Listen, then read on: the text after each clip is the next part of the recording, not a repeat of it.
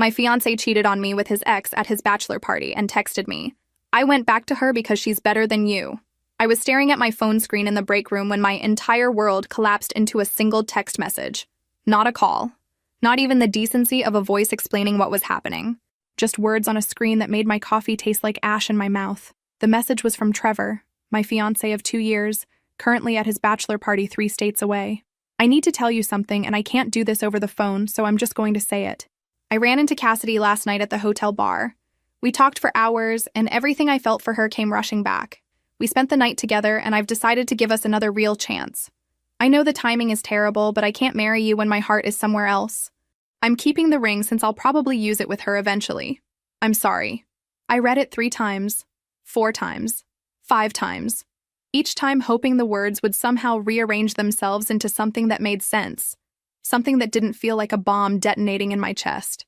The fluorescent lights above me buzzed with an intensity that suddenly felt deafening. My hands didn't shake. I didn't cry. I didn't scream or throw the phone across the room like they do in movies. Instead, something cold and methodical clicked into place in my brain, like a circuit breaker flipping to protect the system from overload. My hands were steady as I set the phone down, but my body knew before my brain fully processed it. My heart rate slowed to something thick and heavy. My mouth went dry. The edges of the room seemed to darken, like my peripheral vision was shutting down, focusing all my awareness on that screen, those words, that singular moment of my life splintering. This is what shock feels like, I remember thinking. This crystalline clarity where everything slows down and your brain starts categorizing what needs to be done, because if you stop to actually feel what's happening, you'll shatter into 1,000 pieces right here on the break room floor between the vending machine and the motivational poster about teamwork. I'd been in the middle of eating a sandwich, turkey and Swiss on wheat bread with just a little mustard, the same lunch I ate every Tuesday. The sandwich sat on the table in front of me, and I stared at it like it was an artifact from another life. The life I'd been living 20 minutes ago when I thought I knew what my future looked like. When I thought I was engaged to someone who loved me. When I thought 3 weeks until the wedding meant something. I typed back one word. Understood. Not, how could you? Not, after everything we've been through. Not, please don't do this. Just one word that conveyed absolutely nothing of the hurricane building inside me. Then I opened my banking app and canceled the automatic monthly payment of $2,500 to Westfield Fine Jewelers. The payment that had been draining my account for the past 9 months. The payment that was supposed to be my gift to him, my contribution to our future. My way of showing that I was all in on this relationship. $22,500 I'd already paid. Gone. Just gone. $22,500. That was a year of groceries. That was a reliable used car. That was 6 months of mortgage payments. That was my emergency fund that I'd spent 5 years building. And I'd handed it over willingly, month after month, because I thought we were building something together. The ring had been Trevor's idea from the start. He wanted to build credit history with a luxury jeweler, he said. Good for his career in luxury marketing. He worked for a high-end brand consulting firm, helping luxury companies position themselves to ultra-wealthy clients. Having a relationship with Westfield, having purchased an expensive item there, would help him network, he explained. The line of credit would be in his name, but would I mind covering the monthly payments as an engagement gift? It seemed romantic at the time. A secret between us. I was literally investing in our future together. I'd even thought it was clever. He'd shown me articles about how important industry relationships were in luxury marketing, how the best consultants had personal experience with the brands they represented. It all made sense. And I made good money as an operations manager at a mid-sized logistics company. $2,500 a month was tight but manageable.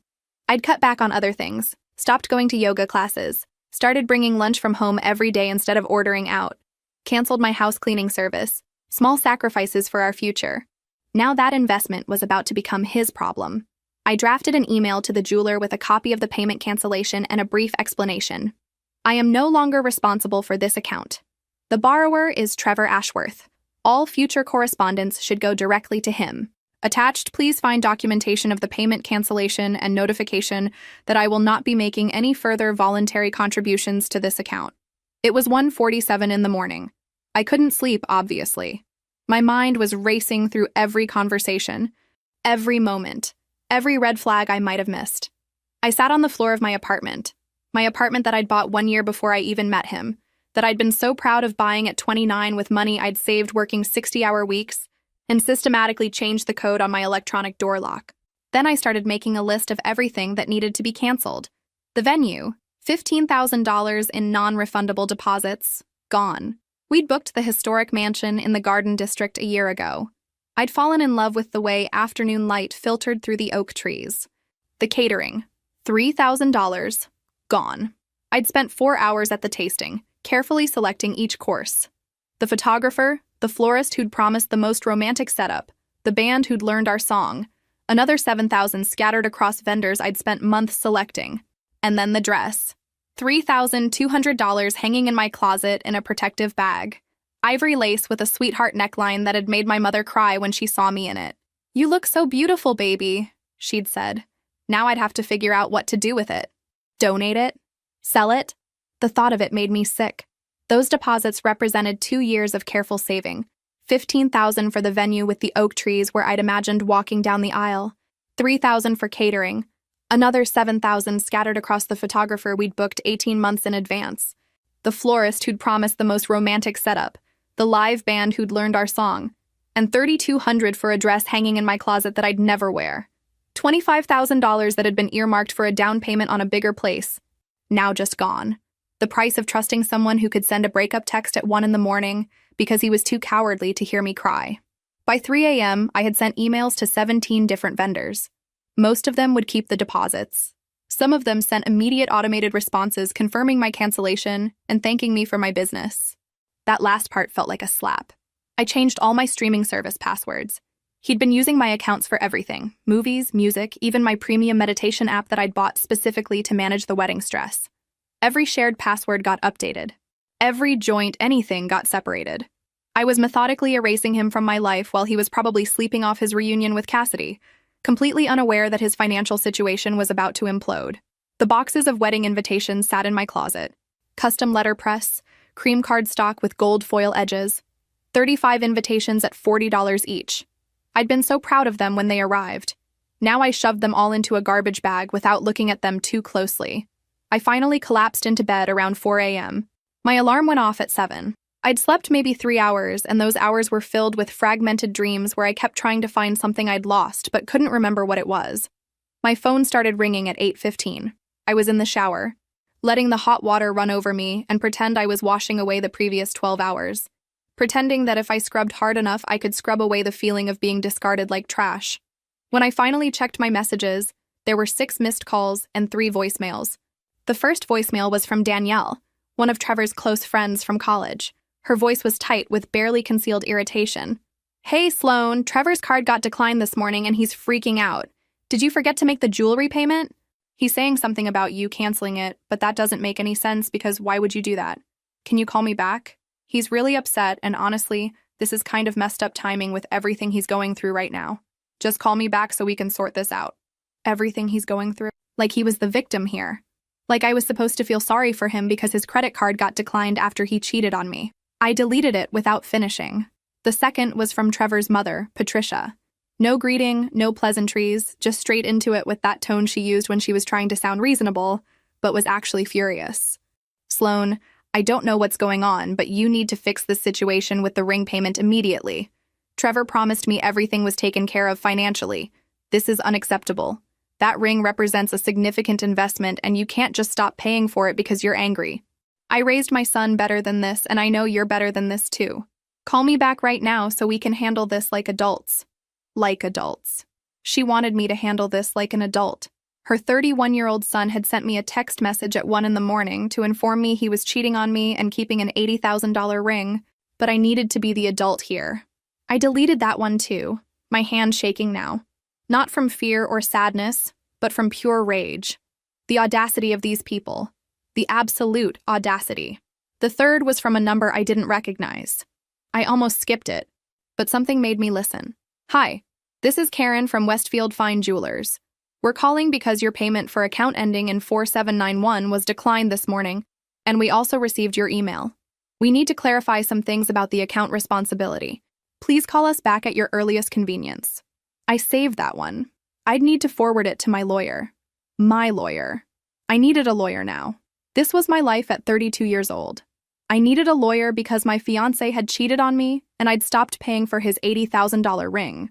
I got dressed slowly, carefully, put on my favorite blazer, the navy one that made me feel competent and in control, applied makeup that covered the circles under my eyes, straightened my spine, and walked out the door like I wasn't falling apart inside. At work, I managed to make it until lunch before my phone rang again. Trevor's mother. I sent it to voicemail. She called back immediately. I sent it to voicemail again. On the third call, I answered, if only to stop the incessant ringing that was making my coworkers look over at my desk. Sloan, what is going on? Her voice was shrill enough that I had to hold the phone away from my ear. Trevor said you stopped the payment without telling anyone. He doesn't have $2,500 just lying around each month. His new girlfriend certainly doesn't have it either. You made a promise? I made a promise to my fiancé, I interrupted, my voice eerily calm even as my free hand clenched into a fist. Trevor is no longer my fiancé. He made that very clear yesterday when he informed me via text message that he was resuming a relationship with his ex-girlfriend. The payments were a gift, contingent on our engagement. No engagement means no gift. That's not how this works. You can't just... Patricia, the credit line is in Trevor's name. I was making voluntary payments. There was no contract, no legal obligation. I was paying for his ring as a gift because I thought we were getting married. We're not getting married. The gift is over. But he can't afford? That's not my problem anymore. My voice was getting sharper now. People were definitely looking. I stood up and walked toward the stairwell for privacy. He should have thought about that before he cheated on me 3 weeks before our wedding.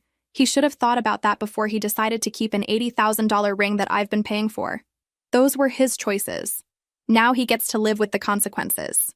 You're being vindictive? I'm being vindictive? I laughed, and it sounded bitter even to my own ears. Your son cheated on me, humiliated me, canceled our wedding, and tried to steal a ring I've paid over $20,000 toward. And I'm the vindictive one for not continuing to fund his new relationship? That girl has nothing to do with this. Trevor just needed time to figure out his feelings. All future communication needs to go through my attorney. I'll have them reach out to you with their contact information. Don't you dare hang up on me, young lady. I hung up. Then I blocked her number, my hands shaking so hard I almost dropped the phone. I sat down on the stairs of the emergency stairwell and pressed my palms against my eyes, trying to steady my breathing. My hands were shaking now. Not from fear or sadness, but from rage, pure. White-hot rage that Trevor had the audacity to cheat on me, keep the ring, and then sick his mother on me about the payments. That evening, my apartment intercom buzzed. The front desk attendant sounded apologetic.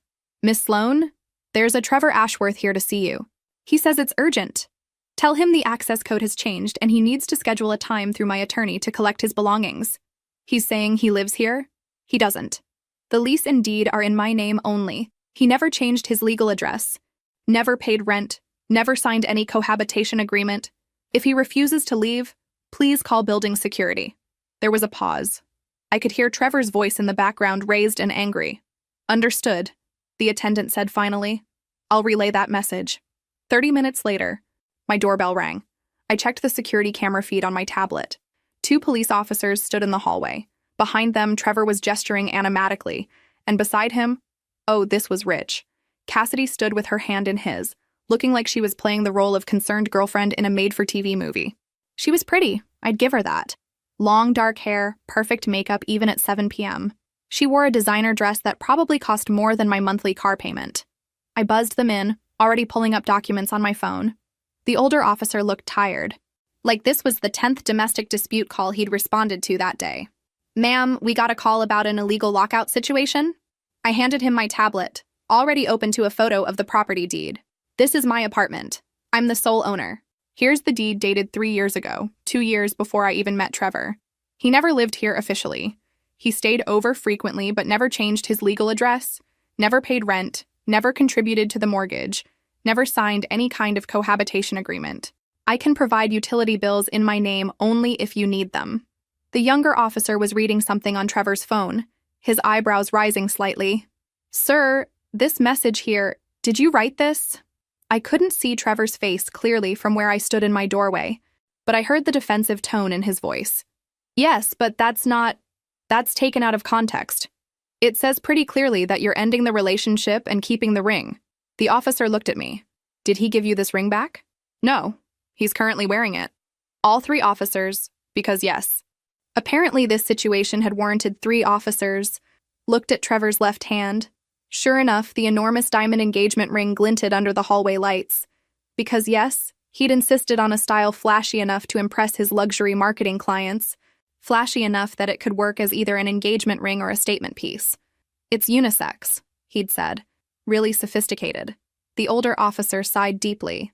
So you broke up with her via text, kept the ring, and now you're here claiming she illegally locked you out of an apartment you don't own?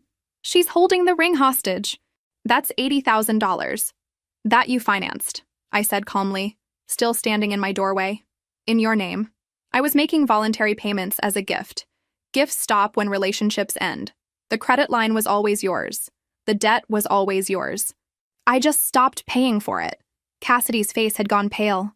Her hand dropped from Trevor's. Wait, the ring has a payment plan? An $80,000 payment plan, the younger officer confirmed, still reading Trevor's phone, at approximately $2,500 per month, which she was paying. The credit line is in your name, sir? Well, yes, but she promised. Verbally? The older officer asked. Yes, but... So there's no contract? Trevor's face was red now. She said she'd handle it. She knew I was building a relationship with the jeweler for my career. She can't just stop paying because she's mad. Actually, she can, the older officer said wearily. Unless you have a signed contract stating she's financially responsible for your debts, which I'm guessing you don't.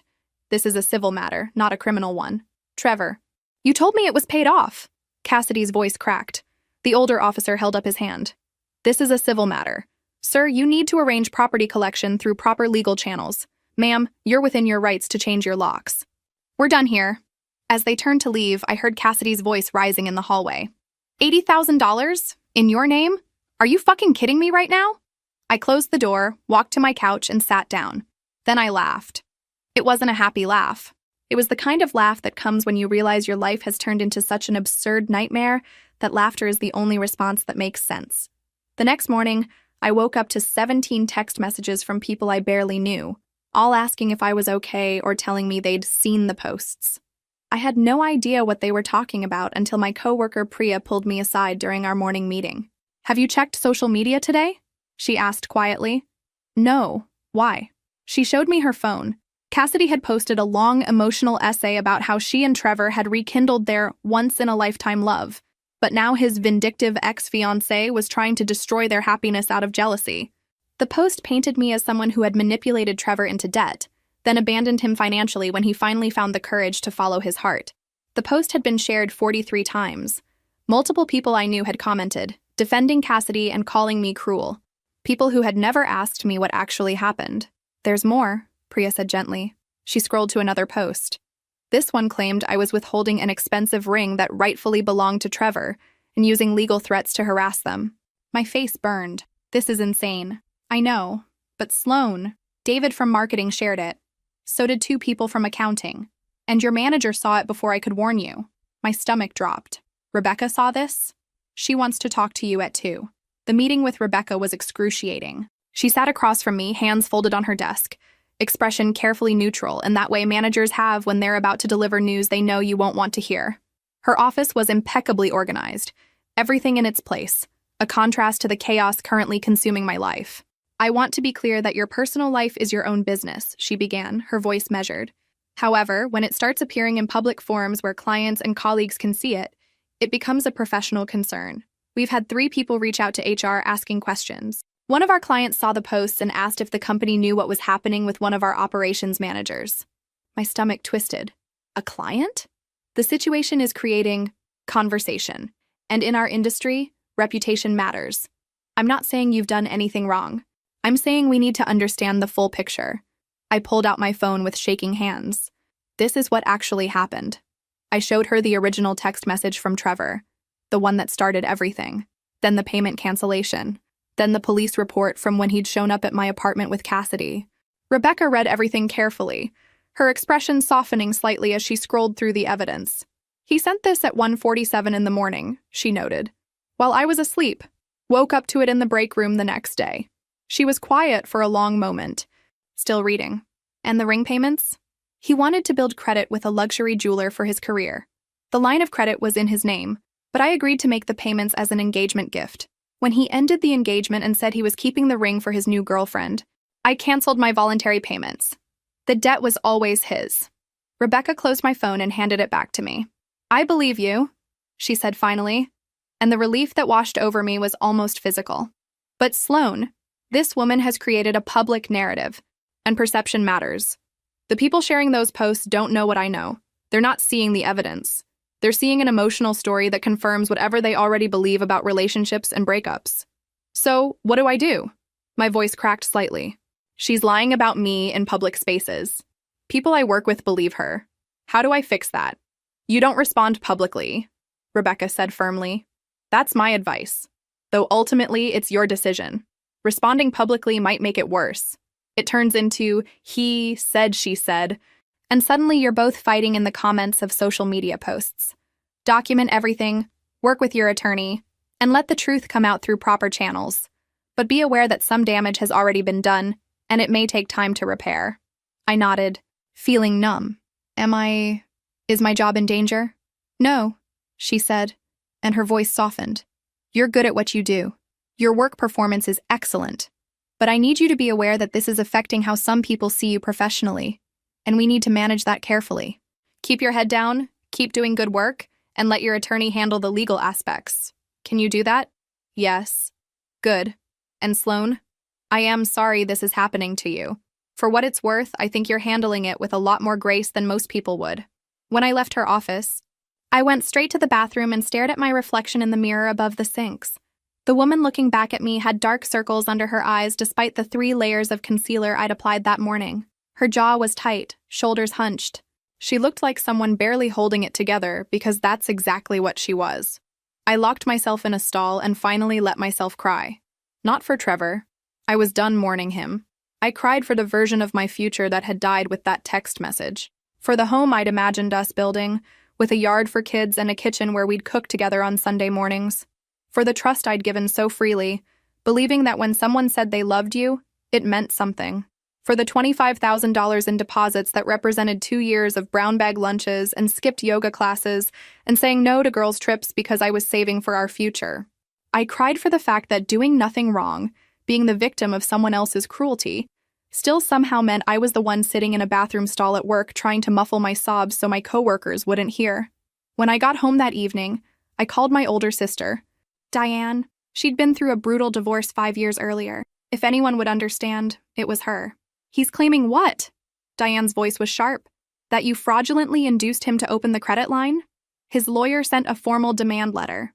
They're saying I verbally promised to pay all the installments indefinitely, and they have a witness. Who's the witness? Some friend of his, someone willing to lie. Diane was quiet for a moment. Do you have the original messages? Everything. The breakup text, the payment setup, all of it. Good. Your lawyer needs to respond with that documentation.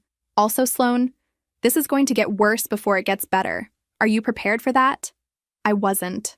Not really. But I said yes anyway because what other choice did I have? The legal response my attorney prepared was thorough. It included screenshots of Trevor's breakup message, showing clear language about ending the relationship and keeping the ring. It included the police report from the apartment incident. It included bank statements proving that I'd furnished the entire apartment before Trevor ever moved in. It included documentation that Trevor, as a luxury marketing professional, had voluntarily opened the credit line to build his relationship with high-end jewelers. The claim that your client was somehow tricked into this arrangement is absurd, my attorney wrote. He is an adult professional who made a conscious decision to finance a luxury item in his own name. That his former fiancé chose to contribute to those payments as a gift does not create a legal obligation for her to continue after he ended their relationship. But legal logic doesn't stop you from lying awake at 3 a.m., wondering if you should just pay the money to make it all go away. It doesn't stop you from losing 12 pounds in 6 weeks because food tastes like cardboard. It doesn't stop your hands from shaking when you open your email, terrified of what new accusation might be waiting. 2 weeks after the demand letter, I was sitting at my laptop at 11 p.m., staring at a draft email to Trevor's attorney. The email offered to pay half the remaining balance, $40,000 that would devastate my savings, just to end the nightmare. The cursor blinked in the subject line. Settlement proposal. Such clinical language for emotional devastation. Such professional terminology for surrender. My savings account balance was open in another tab. 40,000 would leave me with 18,000 in emergency funds. 18,000 felt like a lot until you remembered that's 3 months of expenses if I lost my job. 3 months between me and financial ruin. But it would be over. God, it would finally be over. My finger hovered over the send button. $40,000 to make it stop. To end the legal threats, the social media harassment, the constant anxiety. $40,000 was a lot. But my mental health was worth something too, right? My phone rang. Diane, why are you calling so late? I asked. Because I can feel when you're about to do something stupid. What are you doing right now? I looked at the draft email. Nothing. Sloan, what are you doing? I'm tired, Diane. I'm so tired of fighting. Maybe if I just paid half. Don't you dare. Her voice was steel. Don't you dare give that man $1 more. He cheated on you. He humiliated you. He tried to steal from you, and now you're going to reward him? It's not about rewarding him. It's about making it stop. It won't stop. People like Trevor don't stop when you give them what they want. They see weakness and they push harder. You delete that email right now. Diane, I mean it. You think paying him off will make you feel better? It won't. You'll just be $40,000 poorer and still traumatized. The only difference is he'll know you'll fold under pressure. And next time, because there will be a next time, he'll push harder. What if there's no next time? What if this is just me being stubborn? Then be stubborn. Sloan, listen to me. I paid my ex $12,000 I didn't owe him just to make the divorce faster. You know what happened? 6 months later, he came back asking for more, said I owed him for emotional distress. I had to get a restraining order. Appeasement doesn't work with people like this. I closed my eyes. I'm so tired. I know, but you're also strong. Stronger than you think. You delete that email right now. Diane. Right now, Sloan. I'm serious. My hand trembled over the mouse. Then I closed the draft and dragged it to the trash. It's deleted. Good. Now listen to me. You are not weak. You are not wrong. And you are not going to let him win. After I hung up, I sat in the dark living room of my apartment. The same apartment I'd been so proud of buying at 29. The same apartment where Trevor used to tell me about his day, where we'd talked about the future, where I'd actually believed we were building something real. Everything felt like a lie now. Every memory was tainted. Every moment I'd thought was genuine turned out to be just, what? Performance? Calculation? I didn't even know anymore. 3 days later, my phone rang from an unknown number with a New York area code. I almost didn't answer, but something made me pick up. Is this Sloan? A woman's voice, uncertain. Who is this? My name is... Well, I'd rather not say. But I used to work with Cassidy. She got me fired 6 months ago, and I've been following this situation online. I think you should know the truth. My pulse quickened. What truth? Cassidy isn't some innocent woman who accidentally reconnected with her ex. She's been planning this for months. She knew about the ring, knew what it cost, knew Trevor was paying for it. I heard her talking about it before I was fired. She said, and I quote, "That ring is gorgeous and expensive, and once I get him back, we'll figure out the payment situation together." She didn't just run into him at that hotel bar. She found out where his bachelor party was and showed up intentionally. I felt dizzy. How do you know all this? Because she bragged about it to me. She showed me his social media, showed me pictures of the ring, talked about how she'd always regretted letting him go. When I confronted her about pursuing someone who was engaged, she got me fired for creating a hostile work environment. I have screenshots of some of our conversations if you want them. I can't use them myself. I signed an NDA when they paid me out, but you're not bound by my NDA. Why are you telling me this? I asked carefully. If you signed an NDA, because what she did to you, she did to me too. Different method, same cruelty. She ruined my career, my reputation. I can't touch her legally, but you can. And honestly, after watching her play victim online while I know the truth, I couldn't stay silent. My therapist says I need to stop obsessing over revenge, but this isn't revenge. This is justice. Her voice cracked slightly. You didn't deserve what she did. No one does. The screenshots are dated, they're authentic, and they prove she planned everything. That's all I can give you. Thank you. I managed. Truly. Use them well, she said, and hung up. Send them to me, please. The screenshots arrived within an hour, and I sat on my couch staring at them with a sick feeling spreading through my stomach like poison. Conversations between Cassidy and someone named M, about Trevor, about the ring, about their plans. I had to read each screenshot 3 times before the words actually penetrated. My brain kept trying to reject the information, like an immune system fighting infection. This couldn't be real. People didn't actually do this. But the dates were there. The specifics were there. The casual cruelty was there, preserved in blue message bubbles. The first screenshot was dated 4 months before Trevor's bachelor party. Cassidy. Saw T posted pics from some work event. He's wearing the ring. God, it's gorgeous. Girl, let it go. He's engaged. Cassidy. Yeah, well, she's boring. Marketing manager or something. Basic. He needs someone who gets the lifestyle. You're insane. Cassidy. I'm determined. That ring is like $80K. And he put it on credit to build relationships with jewelers. Smart. Always was smart about that stuff. I felt like I was going to be sick. She'd known. She'd known the price, known about the credit line, known everything.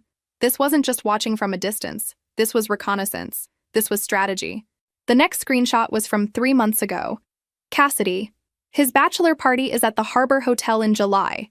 Found out from his friend's girlfriend. Why do you know where his bachelor party is? Cassidy.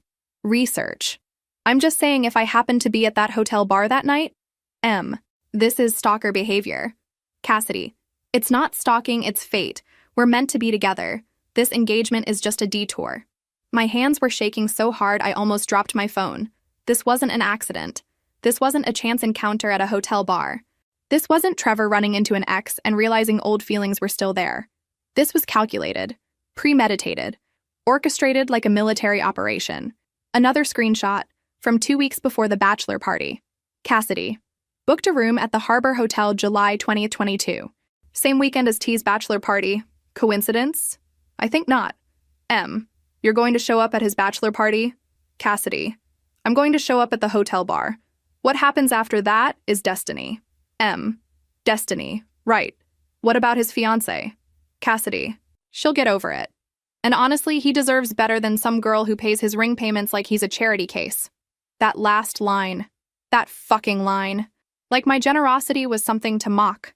Like love and support were weaknesses to exploit. Like the fact that I'd been helping him build his career was somehow pathetic instead of what partners do for each other.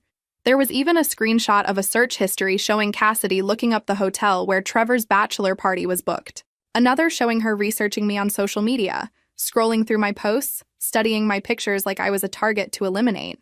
Another showing her looking up the cost of engagement rings at Westfield Fine Jewelers, calculating exactly what she was competing for. She'd studied me, studied him, studied the situation, and then she'd executed a plan to destroy it all. This wasn't passion. This wasn't love. This was a hostile takeover. She'd studied me, studied him, studied the situation, and then she'd executed a plan to destroy it. And Trevor, either he knew and played along, or he was too stupid and self-involved to see he was being manipulated. I wasn't sure which option was worse. I wasn't sure which option hurt more. I stared at my phone screen, feeling sick. The room seemed to tilt around me, the furniture blurring at the edges of my vision. It wasn't just betrayal. It was orchestrated, calculated, methodical. Every word Trevor had said about their chance encounter was a script. Every tear he'd cried about following his heart was theater.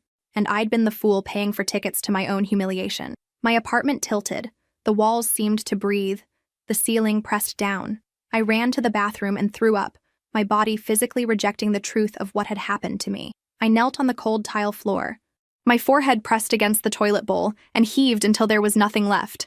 Until my stomach cramped and my throat burned and tears streamed down my face mixing with saliva and bile. This was what betrayal tasted like. This was what it felt like when someone you trusted turned out to be someone you'd never known at all. I don't know how long I sat there on the bathroom floor. Time felt strange, elastic. My phone kept ringing, Diane's name flashing on the screen over and over. I'd been ignoring it for over an hour. 6 calls, then 8, then 10. When I still didn't answer, she must have known something was very wrong. That's what the emergency key was for. I heard the sound of a key in my front door lock, then footsteps, then her voice calling my name. When she found me, I was still sitting on the bathroom floor, still holding my phone, staring at those screenshots like maybe if I looked at them long enough, they'd turn into something different. Something that didn't make me feel like the biggest idiot in the world. Sloane? She kneeled down beside me, taking in the scene. Oh, honey, what happened? I'm so stupid. I kept saying, my voice hollow. I'm so stupid. I'm so fucking stupid. You're not stupid. He is. She is. He was planning this. While we were talking about the wedding, while I was paying for his ring, while I was booking vendors and choosing flowers and planning our future, he was planning how to get rid of me without losing the ring. And she was helping him. Every I love you was a lie. Every conversation about our future was theater. Every time he held me and told me I was his forever, he was already casting me in his exit strategy. The words tumbled out between sobs. I picked out invitations. Diane. I spent hours choosing the exact shade of blush pink for the roses. I tasted 4 different wedding cakes. I had 3 fittings for a dress I'll never wear. I canceled yoga classes and coffee dates and girls' trips so I could save money for our future. Our future. It was never ours. It was never real. None of it was real. Diane sat down beside me on the cold tile floor. She didn't try to tell me it would be okay. She didn't try to minimize what had happened or rush me through my grief. She just sat there while I cried, occasionally handing me tissues from the box she'd grabbed from my nightstand, occasionally refilling my water glass from the sink. I thought I knew him, I said finally, my voice hoarse from crying and vomiting. 2 years, Diane.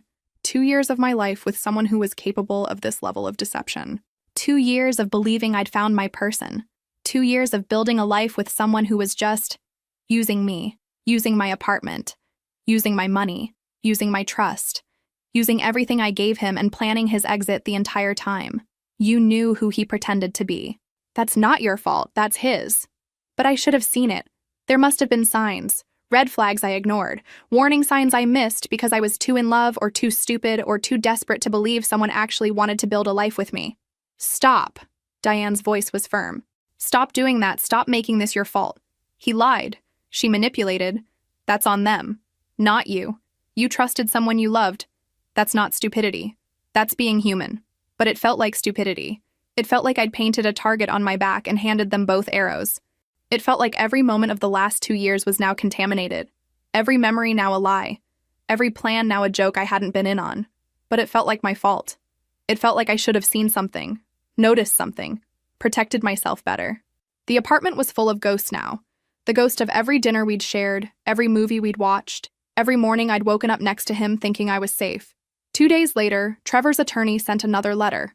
Cassidy had tried to contact me directly through social media. My attorney had shut that down immediately. Now they were offering a settlement. If I paid $30,000, they would drop all claims and legal action. My attorney's response was brief. Discovery is going to be very interesting for your client. We have documentation that will not reflect favorably on either Mr. Ashworth or his current girlfriend. We recommend you reconsider your position. She attached the screenshots. Trevor's attorney didn't respond for 4 days. When he did, the tone was completely different. After reviewing additional evidence, we are withdrawing all claims. Our client will not pursue this matter further. The property retrieval was scheduled for the following Tuesday at 10 a.m. I spent Monday night packing Trevor's belongings into 14 boxes, carefully labeled. His clothes went into boxes 1 through 4. The expensive suits he'd insisted he needed for client meetings. The casual shirts I'd bought him for his birthday. The gym clothes that still smelled faintly of his cologne. I folded everything precisely, mechanically, because if I thought too hard about what I was doing, I'd break down. Boxes 5 and 6 held his books and vintage promotional materials from luxury brands. The Cartier catalog from 1985 he'd found at an estate sale.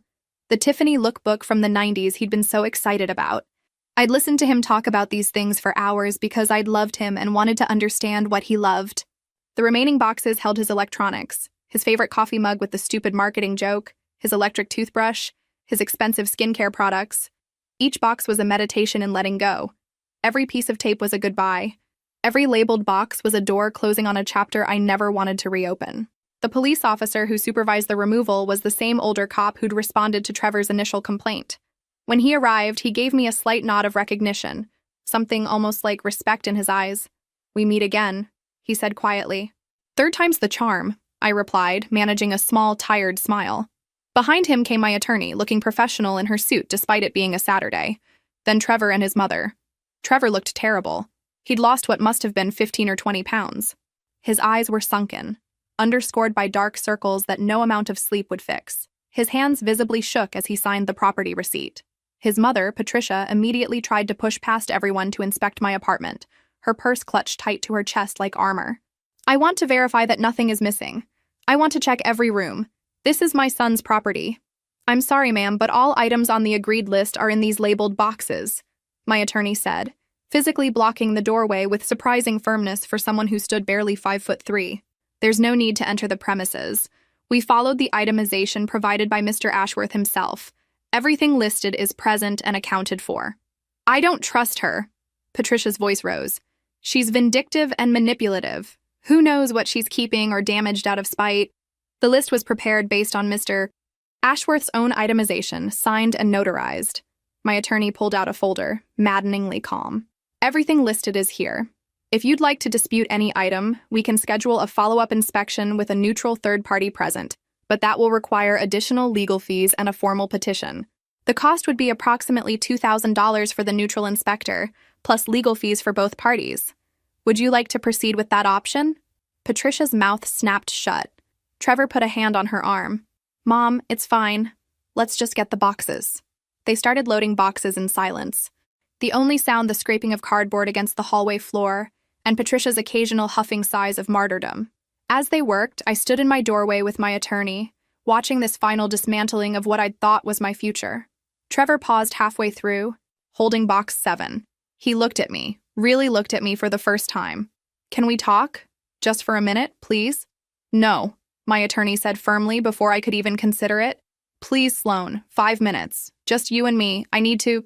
Mr. Ashworth, all communication must go through proper legal channels, my attorney repeated, her voice leaving no room for argument. We're done here. Trevor's eyes filled with tears. Real tears, streaming down his cheeks. His mother rushed over, dropping the box she was carrying.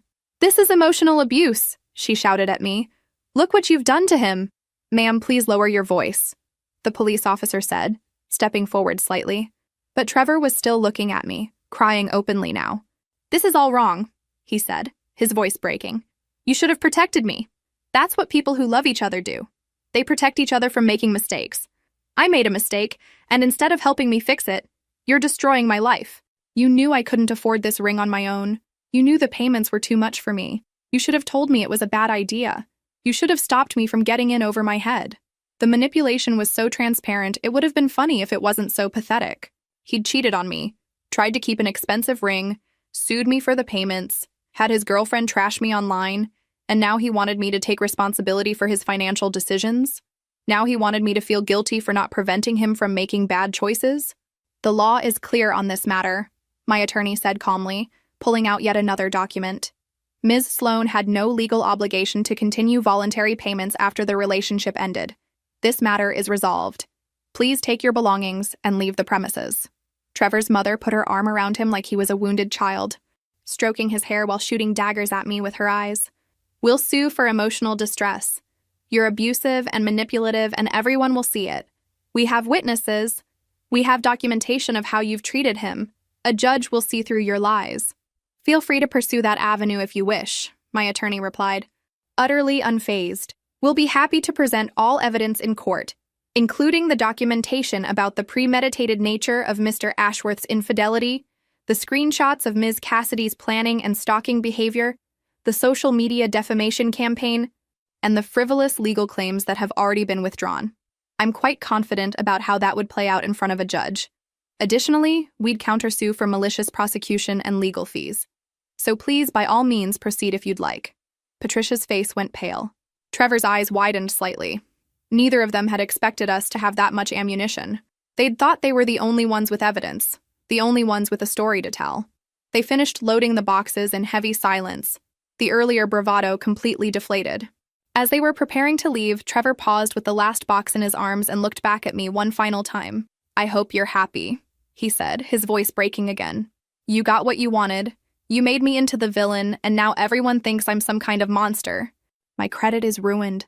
My career is suffering. Cassidy left me. My mom's house is in jeopardy. And you're just fine, aren't you? Standing there in your nice apartment that I helped make a home, watching me lose everything, and you don't even care. I felt something stir in my chest. But it wasn't guilt. It was something colder, harder. Something that had crystallized over these past months of fighting and crying and rebuilding. Trevor, you did this to yourself. Every single part of it. You decided to cheat. You decided to keep the ring. You decided to sue me. You decided to have your girlfriend trash me online. I just stopped paying for your choices. That's all. I stopped funding the consequences of your own actions. I loved you. No, you didn't. People who love each other don't do what you did. And Trevor, I helped make this apartment a home. I bought every piece of furniture before we even met. I paid the mortgage alone. You stayed here rent-free and somehow convinced yourself you were contributing. Even now, even after everything, you can't take responsibility for your own life. He opened his mouth to respond, but his mother pulled him away, muttering something about how I'd clearly always been unstable and how they should have seen the signs earlier. When they were gone, when the door finally closed behind them, I slid down to sit on the floor, every muscle in my body suddenly releasing tension. It had been holding for months. My attorney kneeled down beside me and put a hand on my shoulder. You did the right thing. Never doubt that. I know it doesn't feel good right now, but you did the right thing. I nodded, unable to speak, tears finally coming not from sadness but from sheer exhaustion and relief that it was finally over. But doubt doesn't care about logic. That night, I lay in bed in my empty apartment, listening to the silence that used to be filled with Trevor's presence, his breathing, his phone notifications, his late-night work calls. I wondered if I should have been kinder, if I should have at least listened when he asked to talk, if I should have shown some compassion for someone who was clearly suffering, regardless of what he'd done. Then I remembered the text message, the casual cruelty of breaking off an engagement via text at 1 a.m, the assumption that I would just accept it and continue funding his life, the lawsuit, the lies, the attempt to paint me as the villain when all I'd done was stop being his personal ATM. No, I'd done the right thing. But somehow, doing the right thing still felt like being hit by a truck, run over repeatedly, and then blamed for getting blood on the tires. I spent that entire week moving through my days like a ghost, going to work, coming home, staring at walls, not crying, not celebrating, just existing, processing. The apartment felt bigger somehow. Emptier, but also freer. Like I'd been holding my breath for months and could finally exhale. 6 months later, I was repainting the living room on a Saturday afternoon. The walls that had been soft gray, Trevor's choice, sophisticated and timeless, he'd said, were now warm sage green that made the space feel completely different. Lighter. More mine. New couch in deep navy blue. New curtains that let in actual sunlight. New everything. The wedding dress I'd finally donated to a charity that helps low-income brides. A young woman sent me a photo. She'd worn it to her courthouse wedding, beaming next to her new husband. "Thank you for giving my dress a happy ending," she wrote. I cried when I saw it. Good tears, finally. The dress got the love story it deserved, even if I didn't. I was erasing him one purchase at a time and reclaiming myself in the process. The version of me that existed before I'd spent 2 years molding myself into the woman Trevor wanted me to be. Work had improved dramatically after Cassidy's former coworkers exposed her pattern, pursuing men in relationships, creating drama, playing victim. 3 different women posted their own experiences with screenshots. The posts that once condemned me now filled with apologies. Even Priya, who'd first shown me those posts, stopped bringing it up. Work was just work again.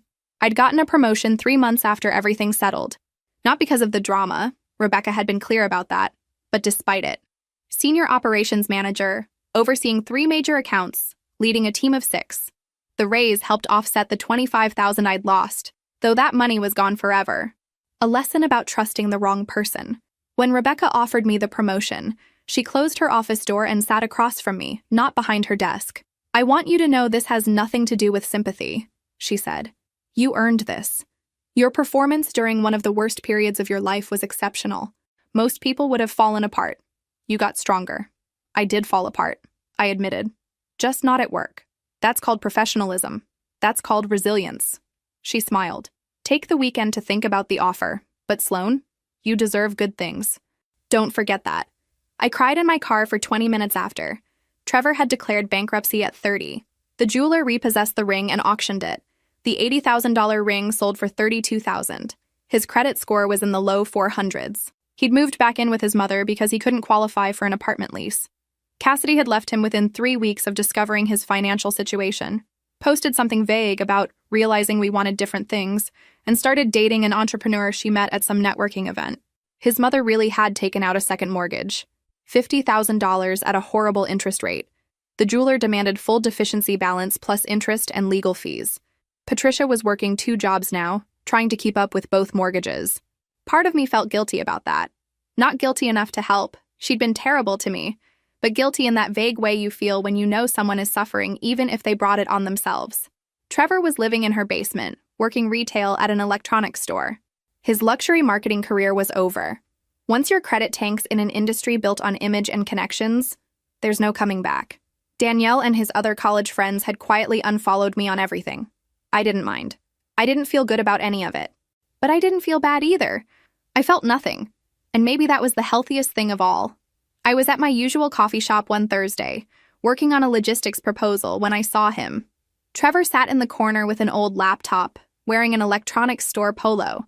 He looked older, thinner, tired in a way that went beyond sleep, like someone who'd been ground down by life. He saw me too. Recognition flashed across his face, followed immediately by shame. His face flushed red and he quickly looked away, hunching over his laptop. I thought about walking over, about saying something, about asking if he'd learned anything from the implosion of his life, about offering some kind of closure. But I didn't. I picked up my coffee and moved to the window seat on the opposite side. Sat down and watched the street. People hurrying past with their own problems, their own battles. A woman with a stroller, 2 teenagers laughing, an elderly couple holding hands, life continuing, the world turning. I watched him through the reflection in the window glass. He looked up once, twice, like he wanted to say something but couldn't find the courage. Good.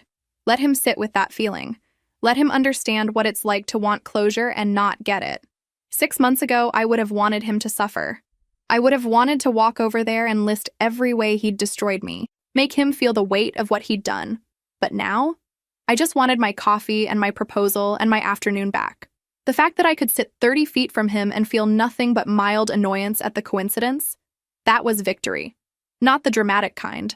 Not the kind that makes a good story. Just the quiet, unremarkable victory of indifference. For the first time in 6 months, my chest didn't feel tight. My hands didn't shake. The familiar anxiety didn't rise in my throat. I just felt okay, not happy. Not vindicated. Just okay. Just here, drinking my coffee. Not thinking about what happened or what I'd lost. And honestly, after everything, okay felt pretty damn good. My phone buzzed, a text from Diane. Dinner tomorrow? My place. I'm making that pasta you like. I smiled and typed back. I'll bring the wine. Outside, the city moved forward. Inside, so did I.